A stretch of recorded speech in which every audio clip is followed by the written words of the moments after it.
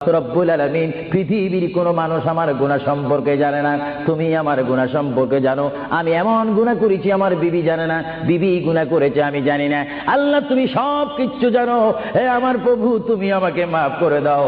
আমার আল্লাহ বলে তারপরও যদি তোমাদেরকে আমি মাফ না করি, তারপরও বান্দা তোমরা আমার রহমতের দরজা থেকে ফিরে যাইও না।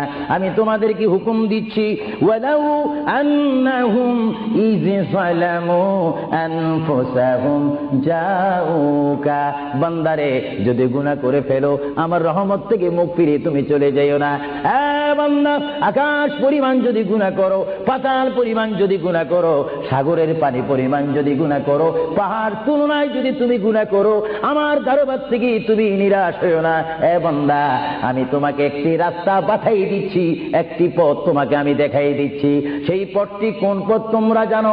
ওয়ালাউ আন্নাহুম ইয যালামু আনফুসাহুম জাউকা, বান্দারে যখন তোমরা বরবাদ হয়ে যাবে তখন তোমাদেরকে একটা পথ আমি তোমাদেরকে দেখাই দিলাম, সেই পথটির নাম হচ্ছে আমার রাসূলের মদিনা।